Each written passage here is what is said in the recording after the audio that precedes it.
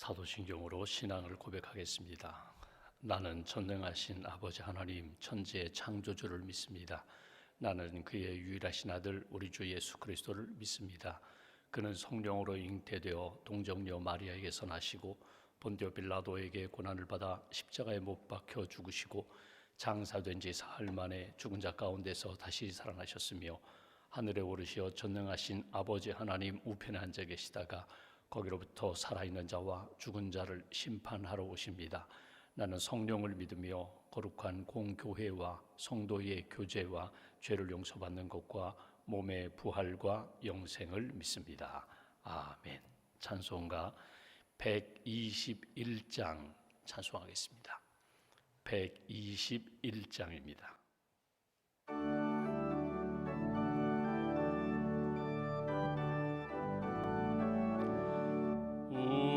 구준하신 날 목자 영광 볼 때에 천사 찬송하는 말 예수가 연나셨네. 우리 임금 우리 주 모두 함께 전라세.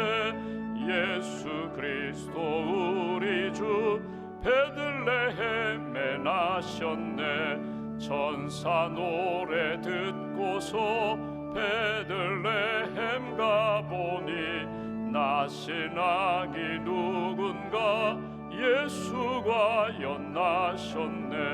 우리 임금 우리 주 모두 함께 전라세.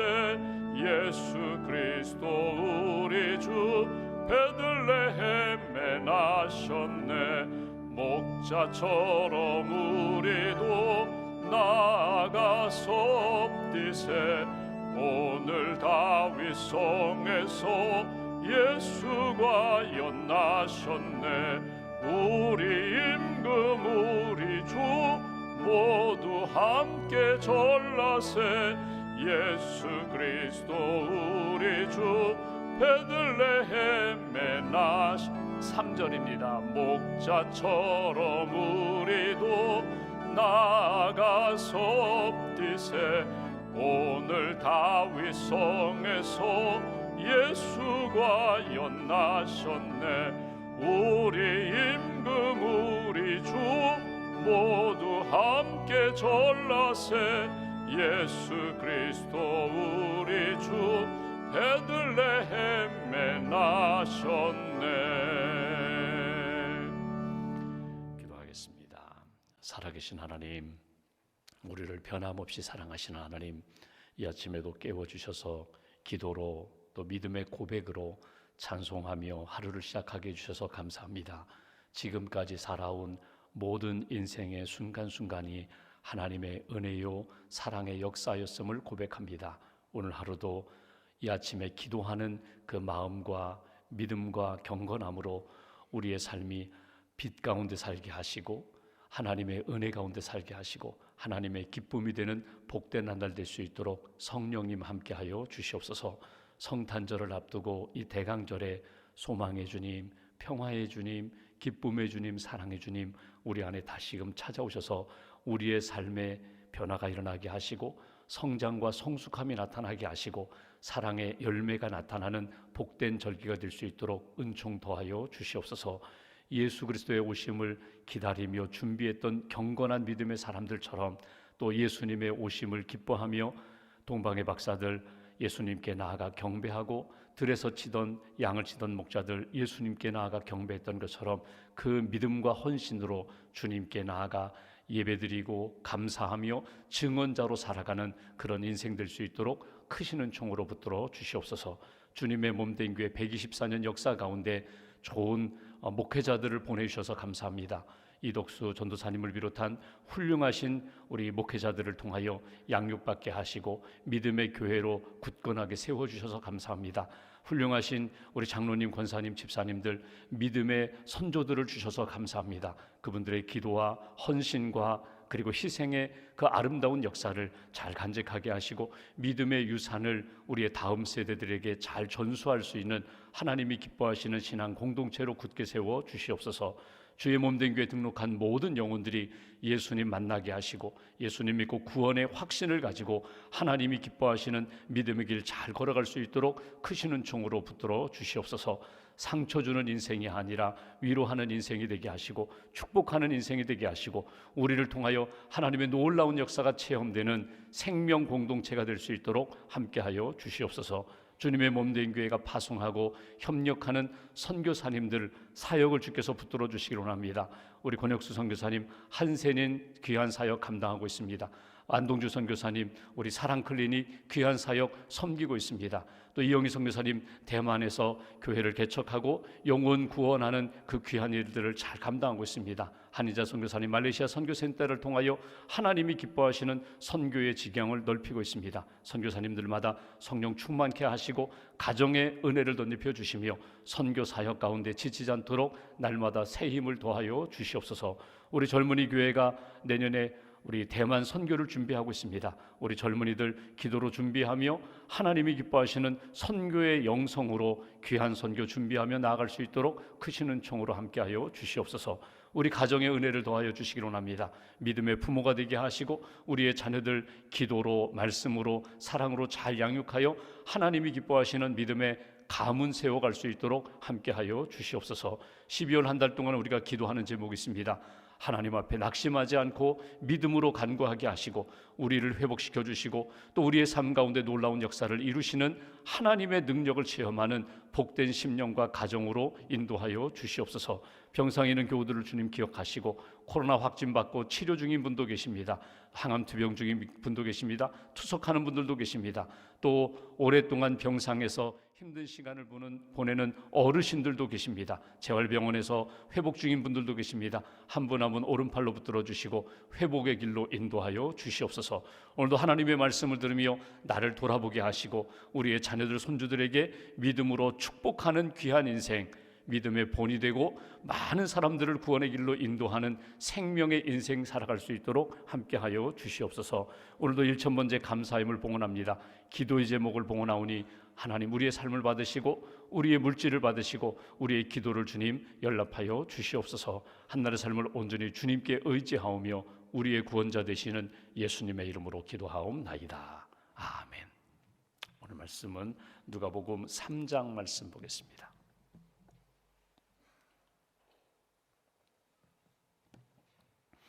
누가복음 3장 23절부터 38절까지 말씀,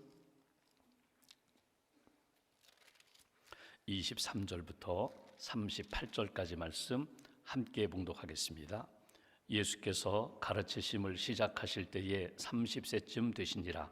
사람들이 아는 대로는 요셉의 아들이니 요셉의 위는 헬리요 그 위는 마다시요 그 위는 레위요 그 위는 멜기요 그 위는 얀나요 그 위는 요셉이요 그 위는 마따디아요 그 위는 아모스요 그 위는 나훔이요 그 위는 에슬리요 그 위는 낫게요 그 위는 마시요 그 위는 마따디아요 그 위는 서모인이요 그 위는 요세이요 그 위는 요다요 그 위는 요하나니요 그 위는 스룹바벨이요 그 위는 스알데리요 그 위는 네리요 그 위는 멜기요 그 위는 아드시요 그 위는 고삼이요 그 위는 엘마담이요 그 위는 에로요 그 위는 예수요 그 위는 엘리에서요 그 위는 요림이요 그 위는 마다시요 그 위는 레위요 그 위는 시므온이요 그 위는 요다요 그 위는 요셉이요 그 위는 요남이요 그 위는 엘리야김이요 그 위는 멜라아요 그 위는 멘나요 그 위는 마따디아요 그 위는 나단이요 그 위는 다윗이요 그 위는 이세요 그 위는 오벳이요 그 위는 보아스요 그 위는 살몬이요 그 위는 나손이요 그 위는 아미나답이요 그 위는 아니요 그 위는 헤스론이요 그 위는 베레스요 그 위는 유다요 그 위는 야곱이요 그 위는 이삭이요 그 위는 아브라함이요 그 위는 데라요 그 위는 나홀이요 그 위는 스룩이요 그 위는 르우요 그 위는 벨렉이요 그 위는 헤버요 그 위는 살라요 그 위는 가이나니요 그 위는 아박사시요 그 위는 셈이요 그 위는 노하요 그 위는 레멕이요 그 위는 무두셀라요 그 위는 에녹이요 그 위는 야렛이요 그 위는 마할랄렐이요 그 위는 가이난이요 그 위는 에노스요 그 위는 셋이요 그 위는 아담이요 그 위는 하나님이시니라. 아멘. 하나님의 은혜와 평안이 여러분과 함께 하시기를 기원합니다. 오늘은 예수님의 족보에 대한 말씀을 우리가 읽습니다. 이 누가복음과 마태복음에 예수님의 족보가 나옵니다. 여러분 기억하시겠지만 신약을 시작하는 마태복음 1장 1절에 보면은 예수님의 족보로부터 시작합니다. 근데 예수님의 족보가 마태복음 1장 1절에 보면은 아브라함과 다윗의 자손 예수 그리스도의 계보라, 예수 그리스도의 족보다 해서 아브라함부터 시작해서 이렇게 내려오는 아브라함의 후손 다윗의 후손 예수, 이렇게 족보가 쭉 등장하는 것을 보게 됩니다. 마태복음에 나오는 족보는 한 40여 명이 등장해요. 42명이 등장해요. 그러니까 아브라함부터 다윗까지가 14대요. 다윗부터 바벨론 포로까지가 14대요. 또 바벨론 포로부터 예수 그리스도가 14대다. 왜 14대라고 그렇게 표현되어 있는가? 왜 42명만 그렇게 기록해 있는가?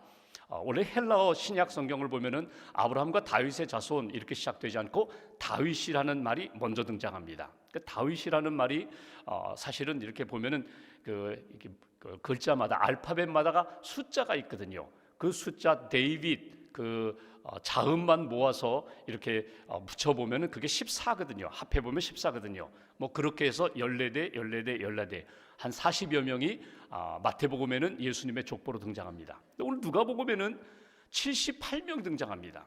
예수님 위요 77명, 예수님 포함해서 78명의 족보가 쭉 등장하는 모습을 보게 됩니다. 이 누가복음의 족보는 마태복음에는 아브라함부터 시작해서 내려오는 족보인데 누가복음은 올라가는 족보입니다. 예수 위는 요셉이요, 그 위는 누구요, 그 위는 누구요 해서 다윗으로 아브라함으로 나중엔 어디까지 올라가냐면 하나님까지 올라갑니다. 예수님부터 시작해서 하나님까지. 어느 족보가 맞는가? 여러분 마태복음이 강조하는 부분에서의 족보가 있고 누가복음에서 강조하는 족보가 있습니다. 그러니까 마태복음은 유대인 중심으로 이루어진 공동체, 유대인들에게 예수는 누군가? 그분은 다윗의 후손이다. 다윗과 같은 왕으로 오신 분이다. 이게 마태복음에서 강조하는 족보거든요. 그러니까 어떻게 보면 왕의 족보와 같은 것으로 나타나는 것이 마태복음이고 누가복음은요, 유대인만이 아니라 온 세상 이방인들까지 포함해서 온 세상 온 인류의 구원자가 되시며 주인 되시는 분으로 예수님이 이 땅에 오셨다. 그것을 표현하는 것으로 누가복음은 그 족보의 숫자가 더 많아요. 중요한 인물들, 꼭 기억해야 할 인물들, 이 사람이 예수 그리스도의 조상이었다.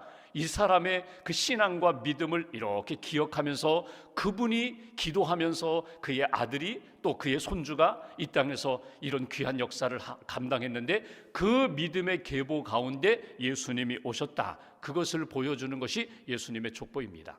여러분 각자 자기 집안에 족보가 있어요.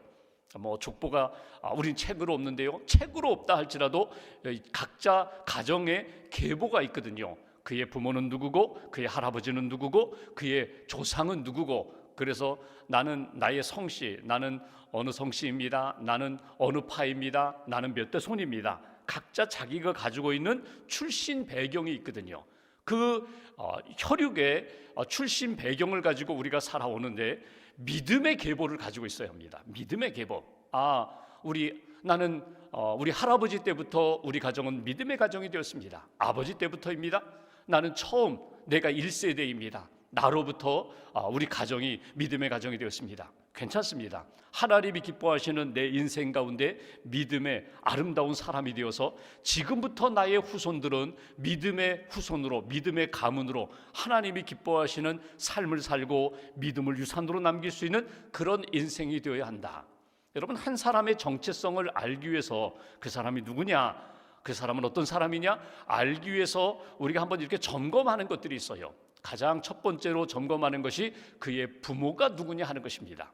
혹시 여러분 이렇게 자녀 결혼을 앞두고 배우자를 위하여 기도할 때 어느 날 아들, 딸이 내가 사랑하는 사람이라고, 교제하는 사람이라고 데려왔어요. 그러면 부모님이 이 사람이 누군가, 이 젊은 처자가 누군가 이렇게 확인하면서 꼭 묻고 싶은 것이 있어요. 묻기도 하고 또는 아직 가슴에 담고 있는 그런 질문이 뭐냐면 부모님은 어떤 분이신가? 꼭 그거 묻고 싶은 거예요. 왜냐하면 부모님이 뭐 부자다, 가난하다, 많이 배웠다, 못 배웠다, 뭐 어느 큰 기업의 뭐 사장이다, 뭐 아니다, 그런 걸 떠나서 그의 부모님은 어떤 분이실까? 그게 궁금한 거예요. 여러분, 이건 필요한 거예요. 제가 아는 어느 권사님은 아주 개를 키우는데, 자녀도 있는데 개를 정말 자식처럼 키워요. 개를 아주 뭐 이 반려견 정도가 아니라 그의 자녀예요. 그리고 이렇게 데리고 나가면 사람들이 다 아이고 정말 참 멋지네요. 이렇게 사람들이 눈에 띌 만큼 그렇게 개를 잘 이렇게 뭐 훈련도 시키시고 아주 잘 이렇게 깨끗하게 그렇게 늘 목욕시키면서 자식처럼 키우거든요. 근데 그 권사님이 하루는 이런 이야기를 하세요. 자기가 몇 마리의 개를 이렇게 키웠다는 거예요. 그 개가 죽을 때까지 키우고 그 다음에는 또 새로운 개를 입양하고. 그런데 저는 기준이 있습니다 그러시더라고요. 어떤 기준입니까? 그럼 제가 개를 입양하러 갈 때에 꼭 그 어미개를 본다는 거예요. 이제 난지 얼마 안 됐어요. 며칠 안 됐어요. 또 이제 몇 개월 안 됐어요. 그럼 이 개가 얼마나 잘생겼는가, 똑똑한가 이렇게 쭉 살펴보는 기준이 있는데 꼭 제일 중요한 기준은 뭐냐면 어미개를 본다는 거예요. 어미개를 보면 앞으로 이 개가 성장해서 나타날 성향을 어미개가 보여주고 있다는 거예요. 일리가 있어요. 왜냐하면 그 부모 밑에서 태어나서 양육받은 자녀들은 시간이 지나면 결국 아버지 성향, 어머니 성향이 나타나기 때문에, 그래서 한 사람을 파악할 때에 그의 정체성 파악할 때 그의 부모님은 어떤 분이신가, 그의 부모님은 신앙의 부모님이신가, 그의 부모님은 인격적으로 정말 성숙한 그런 부모님인가, 부모님을 보면서 그의 자녀됨, 그의 정체성을 우리는 확인하게 됩니다. 또 하나 확인하는 것이 뭐냐면 환경이에요. 어떤 환경에서 자랐는가, 어디에서 공부했는가, 어느 지역에서 자랐는가, 친구들은 어떤 친구인가.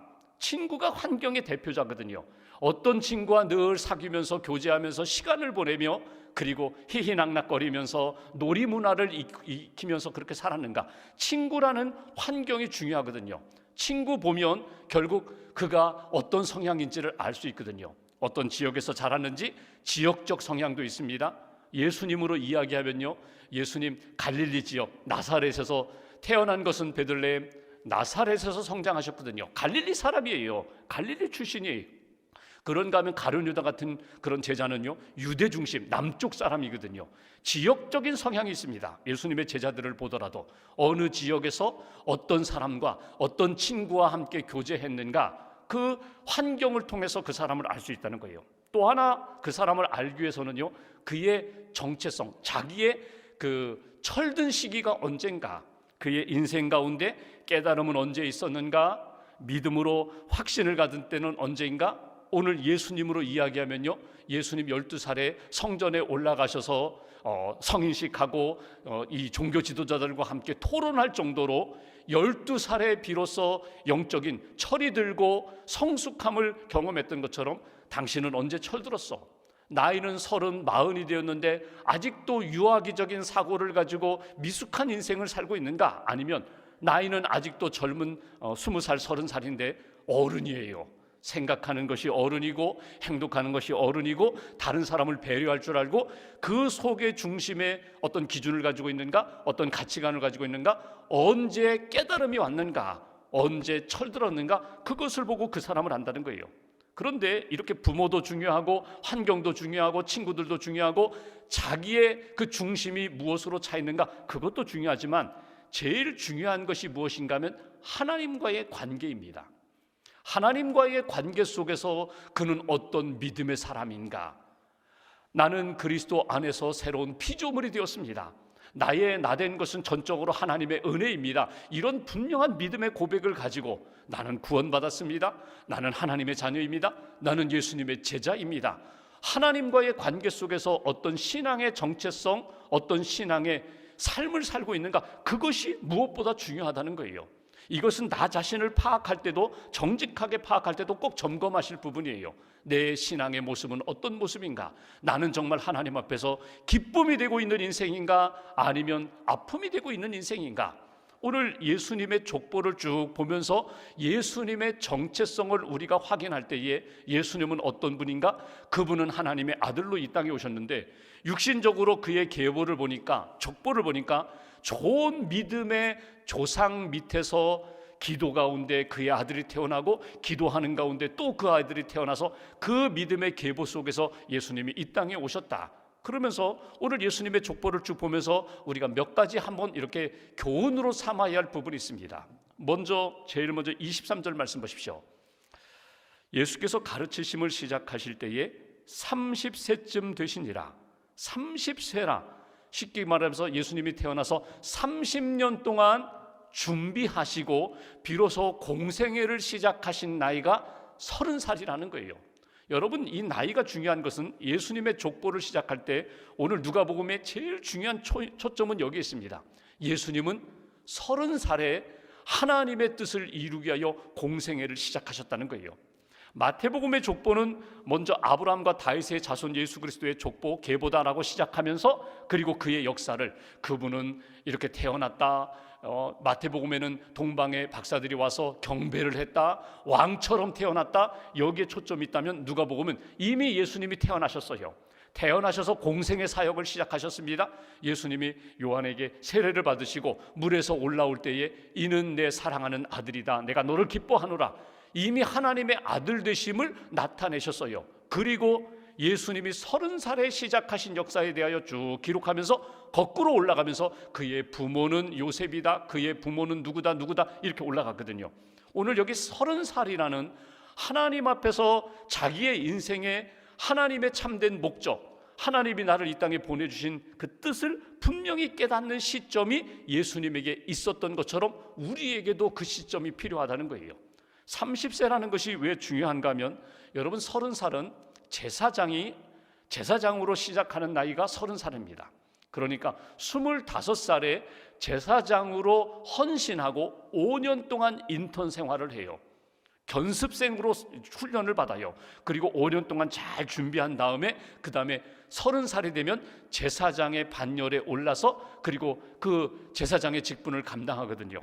30살, 예를 들면은 요셉이 총리 되던 나이도 30살이고 다윗이 왕이 되던 나이도 30살입니다. 여러 가지 어려움도 있었지만 결국 30살에 왕위에 올라 40년 동안 왕으로서 섬겼던 것이 다윗이거든요. 그러니까 인생에서 책임질 수 있는 나이가 있다는 거예요.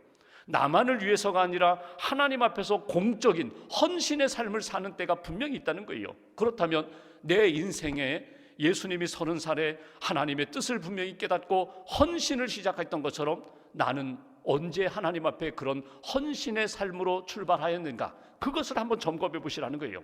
내 나이 50이 되고 60이 되었는데 아직도 나는 하나님 앞에서 내게 주신 사명 깨닫지 못했다면 다시 한번 지금 50세 60세라도 깨닫고 예수님이 30세에 공생애를 시작하셨던 것처럼 그 출발점이 오늘이 되어야 한다는 거예요. 그리고 또 하나 기억할 것은 30세에 예수님이 공생애를 시작하시기 전까지 하나님의 때를 기다리며 준비하는 삶을 사셨다는 거예요.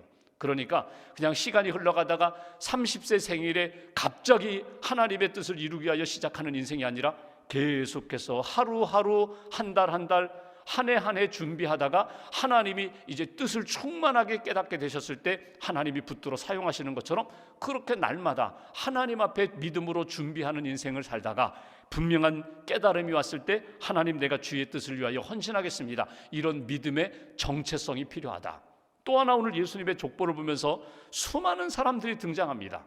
예수님 위는 누구요, 그의 위는 누구요 해서 쭉 올라가는데 여러분, 우리의 조상들을 쭉 생각해 보십시오. 우리 아버지는 어떤 분이었고, 할아버지는, 증조할아버지, 고조할아버지는, 우리 조상은 이렇게 어떤 분이었는가, 이렇게 되짚어보는 것도 중요하고, 또 하나는 내 자녀들, 내 손주들, 증손들, 나로부터 시작되는 나의 그 자녀들이 하나님 앞에서 어떤 자녀들이 되어야 할까, 그것이 우리의 숙제라는 거예요.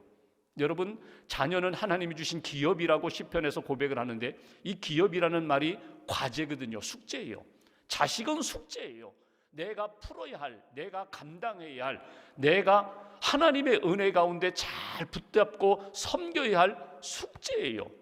하나님이 우리에게 주신 숙제를 하나님 앞에서 잘 좋은 성적을 이룰 수 있도록 기도로, 사랑으로, 말씀으로, 그리고 잘 양육해야 할 책임이 우리에게 있다는 거예요. 그래서 하나님 앞에서 예수님의 족보를 보면서 하나님, 우리의 가정이 믿음의 족보를 이루는 가정이 되게 해달라고, 나로부터 시작된 우리의 자녀들이 하나님 보시기에 나보다도 더 믿음의 훌륭함이 나타나는 자손이 되게 하시고 하나님 손에 붙들림 받는 그런 인생 되게 해달라고 기도하면서 우리의 다음 세대를 위하여 끊임없이 기도해야 된다는 거예요. 제가 아는 어느 장로님이 계셨어요. 여자 장로님. 이분은요, 결혼도 하지 않으셨어요. 결혼도 하지 않으셨는데 이분은 자식이 참 많았어요.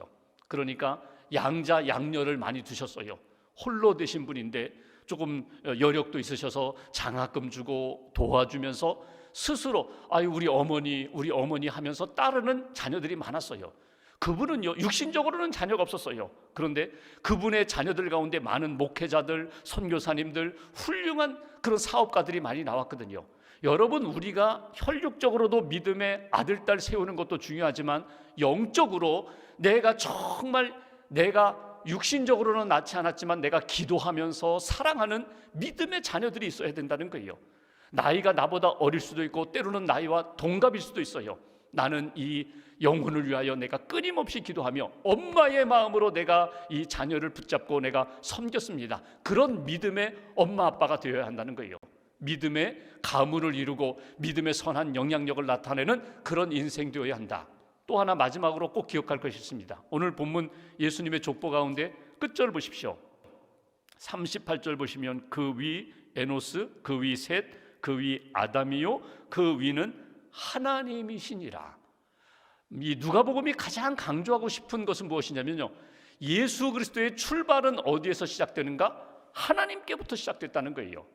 여러분, 내 인생이 어디서부터 시작됐는가? 우리 아버지지 뭐, 우리 어머니로부터 시작됐지 뭐. 아닙니다. 영적으로 깨달음이 온 다음에는요, 내 인생은 하나님으로부터 시작되었다. 이 믿음의 정체성이 중요하다는 거예요.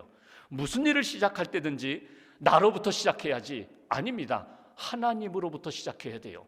내 인생도 하나님으로부터 시작되어서 나는 그분의 자녀가 되어서 그분의 섭리와 계획 가운데, 그분의 크신 은혜 가운데 내가 오늘 여기까지 있는 거야. 하나님으로부터 시작된 인생, 하나님으로부터 시작된 모든 일들과 사건이라는 신앙의식을 가질 때에 여러분, 하나님이 그 인생에 은혜와 복을 더하신다는 거예요. 오늘 예수님의 족보를 쭉 보면서 예수님 30살에 시작하십니다. 3년 동안 공생애를 사시면서 하나님의 구원의 역사를 이룬 것처럼 오늘 나로부터 믿음의 사람이 되겠습니다. 믿음의 가문을 세우겠습니다. 하나님으로부터 시작된 인생이라는 것을 끝까지 잊지 않겠습니다. 베델의 가정, 하나님의 집입니다. 우리 집은 하나님의 집입니다. 베델의 가문으로, 믿음의 가문으로 세워가는 그런 인생. 오늘 누가복음에 나오는 예수님의 족보를 쭉 보면서 70여 명이 등장하지만 하나님, 우리 가정도 이 족보 안에 들어가게 해주세요. 예수님의 후손은 누구고 믿음의 아들은 누구고, 내가 예수님의 자녀입니다. 예수님의 후손입니다. 믿음의 계보를 아름답게 이어가는 그런 인생, 오늘 하루 하나님 앞에서 점검하시면서 생명의 역사를 이루는 저와 여러분들 되시기를 주님의 이름으로 기원합니다. 기도하겠습니다. 오늘 말씀 붙잡고 우리가 함께 기도하겠습니다. 누가복음의 예수님의 족보를 보면서 하나님, 내 인생을 다시 한번 돌아보게 됩니다. 내 인생의 출발이 하나님께 있음을 믿습니다.